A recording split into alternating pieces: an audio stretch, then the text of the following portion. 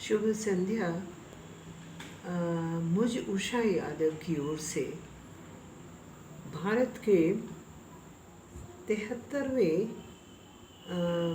स्वतंत्रता दिवस की पूर्व संध्या पर अपने सभी मित्रों व सुनने वालों को बहुत बहुत बधाई, पर एक उम्मीद के साथ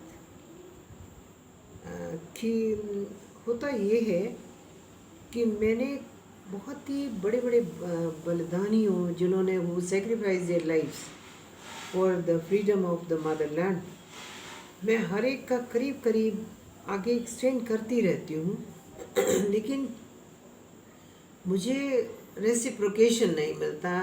दिस इज़ हाईली डिसअपॉइंटिंग। और एक सज्जन तो मुझसे ये भी कह चुके हैं, कितनी महान बात है, आप सुनिए। वो कह चुके हैं कि आप मुझे इस तरीके की बातें मत भेजा करिए क्योंकि ये मेरे डिपार्टमेंट से मैच करता नहीं। मेरी समझ में नहीं आता कि जब हम सब हिंदुस्तान में रह रहे हैं तो कौन सा अपना डिपार्टमेंट और कौन सा पराया डिपार्टमेंट। तो कम से कम रेसिप्रोकेट करिएगा। आप भी अपनी तरफ से कुछ तो कहिएगा कि आपको भी पूर्व संध्या पर मुबारकबाद है, तो मुझे भी खुशी होगी। खैर, आज का जो मेरा टॉपिक था वो था कि ये जो फ्रेंडशिप है ना, ये कभी भी जब तक तो आईक्यू लेवल एक नहीं हो जाता, 2 फ्रेंड्स का, 10 फ्रेंड्स का, 5, जब तक उसमें सिमिलैरिटी नियरली रेशियो 95-100 नहीं चल देता, तब तक वो वर्कआउट नहीं होती। अदरवाइज वो डोल ड्रम्स में जाती है और एक दिन ये होता है कि वो एकदम ही ख़त्म हो जाती है। तो रहीम दास जी ने कहा भी था, वो बिल्कुल सही कहा था। हम लोग भूल गए हैं ना बड़े बड़े दोहे, बड़े बड़े कहने वालों की बातों को, इसलिए हम गलतियाँ करते हैं। उन्होंने कहा था, कह रहीम कैसे निभे केर बेर को संग। वो कहते, केला और बेर का संग कैसे हो सकता है, संभव है क्या। बेर कांटेदार, फाड़ देने वाली, चीर देने वाली, क्रूएल, और केला such a soft thing, so sweet sweet, और किसी न वो उसको फाड़ सकता है न वो किसी और को फाड़ सकता है। तो इसलिए ऐसे दो ऑपोजिट में जब चल जाते हैं, ऑपोजिट बौद्धिक स्तर होता है तो बहुत मुश्किल होता है। मैं उस पॉइंट पर नहीं आ रही हूँ कि कृष्ण सुदामा वाली, नो, वहाँ तो आईक्यू लेवल सुदामा का ही हाई था, there is no doubt about it, इसमें कोई शक नहीं। लेकिन वहाँ पर वो जो डिफरेंस था was that of the financial status का था, वहाँ ये था। और यहाँ पर मैं बात कर रही हूँ मेंटल स्टेटस की, मेंटल लेवल की बात कर रही हूँ। मुझे तो अभी बोलते बोलते ये भी याद आ गया कि ये नहीं निभेगा तो नहीं निभेगा, और निभ भी जाएगा तो इसमें कोई शक नहीं कि अगला बंदा जो इंटेलिजेंट है वो किसी काम इंटेलिजेंट के साथ क्या कर रहा होगा, निभा रहा होगा, समझौता कर रहा होगा, लेकिन फ्रेंडशिप वाली बात तो नहीं हो पाएगी। वो जो फ्रेंड्स होके एक सी बात करते हैं, करीब करीब बहस भी करते हैं, तो उसमें एक बड़ा भारी डिस्कशन में मज़ा आता है वो नहीं हो पाता। अब आप एग्जाम्पल ले लीजिए, कैसे वो मैरिज ही टूट गई थी। ये है विद्योत्मा और कवि कालिदास की बात। कालिदास का लेवल बिल्कुल ही लो था जब उनकी शादी विद्योत्मा राजकुमारी के साथ हुई। तो उस विद्योत्मा ने उनसे कुछ सवाल पूछ दिए थे शादी के बाद, जो कि उन्होंने उल्टे सीधे उसके जवाब दे दिए। तो वो that learned lady, she couldn't accept him. She said, जाओ पहले सीख के आओ, इसके बाद दोस्ती की बात करना। उसके बाद हमारा पार्टनर बनना, उसके बाद हमारे हस्बैंड होने का दावा करना, अदरवाइज नॉट। तो उस चीज़ से कम तो मैं तो कहती हूँ कालिदास को I really appreciate him like anything, क्योंकि वो उन्होंने that thing pricked him very deep into his heart, and he made every possible effort to learn Sanskrit and thereby the knowledge of other religious granthas. He became a learned fool. मैं अभी कुछ दिन से इसी बात को लेके मैं मतलब बोल देना विचार रही थी। मैंने कहा कि मैं काफ़ी दिनों से वैसे भी, और अब तो बहुत ज़्यादा YouTube, I am thankful to YouTube, जिस पर कि गुलजार साहब की बहुत सारी शायरी आ रही है। उसमें साफ जाहिर होता है कि कुछ उसमें शिकायती एलिमेंट चलता है, या तो वो बौद्धिक स्तर को लेके मेंटल लेवल को चलता है, पर ज़्यादातर चलता है तो वो मॉरलिस्टिक इशू को लेके चलता है कि साहब आप ऐसे थे और हम ऐसे थे, कैसे बने।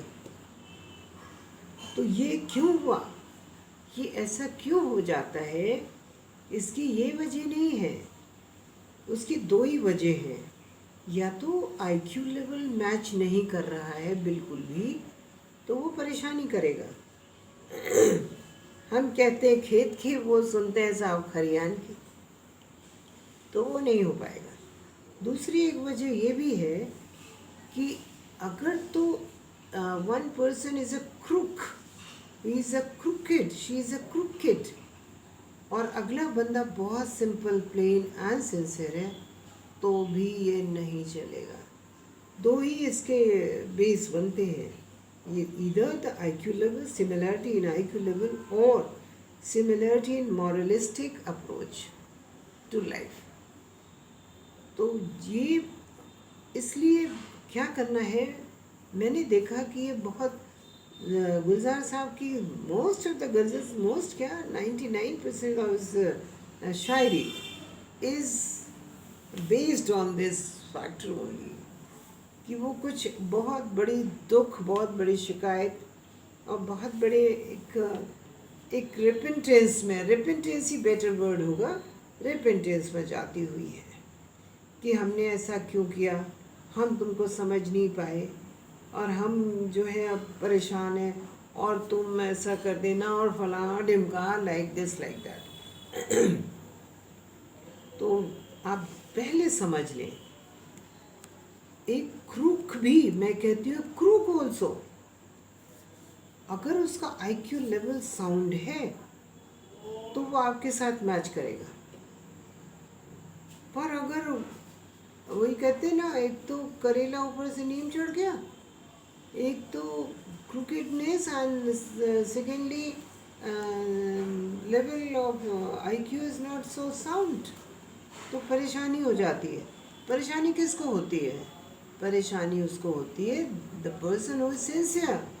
वो सोचता रह जाता है, वो सोचती रह जाती है कि आखिर ये सब फाउल प्ले क्या था, ये फला ने अगर ऐसा किया तो क्यों किया। तो ये अगले पर्सन के लिए it becomes a cause of sorrow, it becomes a cause of repentance, it becomes a cause of perpetual kind of sadness, or what other word to choose.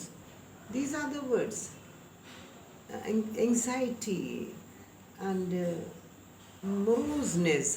This is the best word I should say. morose कर देता है आदमी को। तो अगला तो निकल गया पाले से बाहर, और आप ब्रूड कर रहे हैं, you are thinking how the hell this happened, I had mistaken him or her for this and that, and he or she turned out to be totally different. तो ये कॉज तो बनेगा ही।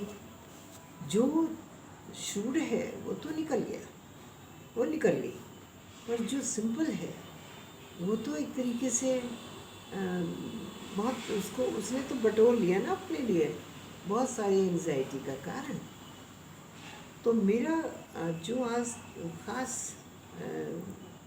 मकसद था कि जब भी आप डोंट मेक हेस्ट, जब भी आप समझते हैं कि यस चलो फला फला से दोस्ती करी जाए, वो आपको लग रहा है कि दोस्ती के लायक, पर फिर भी get deeper into it. First test now and then, now and then and now and then, इसके बाद ही आप उस पर आए कि हाँ भाई this can be a dependable base of friendship. अब वो पार्टनरशिप हो या लाइफ पार्टनरशिप हो या फ्रेंडशिप हो, वो किसी भी तरीके का होगा, उसमें पहले अच्छे से स्क्रूटनाइज कर लेना है, बड़े झाड़ पोंछ के देख लेना है कि कौन कितने पानी में है साहब। अगर ऐसा नहीं करते हैं हम, तो फिर हम सकम करेंगे गुलजार साहब की शायरी की तरह, every line is full of sorrow that reflects sorrow. वो क्यों ऐसा है? क्योंकि he has seen life, enough life ahead him, और अपनी खुद भी लाइफ कोई बड़ी प्लेजेंट थोड़ी रही। तो उनका तजुर्बा बोल रहा है इसके पीछे। तो ऐसा क्यों न करें हम कि वो कहते मज़े मारे गाजी में या धक्के खाए मज़ा वैसा, क्यों? तो पहले से क्यों ना छानबीन कर ले, इसके बाद जो कुछ करे वो कम से कम एक अनप्लेजेंटनेस तो ना लाए।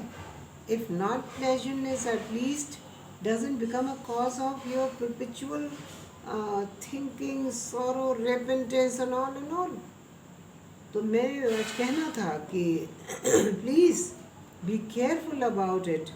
यहाँ पर बहुत सारे विक्टिमाइज हो चुके हैं लोग, इसलिए मैं उनकी दास्तान सुनते हुए मैं अपने फ्रेंड्स को, अपने वेल विशर्स को और उन सबको वार्न कर रही हूँ कि जल्दबाजी, जो कुछ करना है थोड़ा सोच समझ के।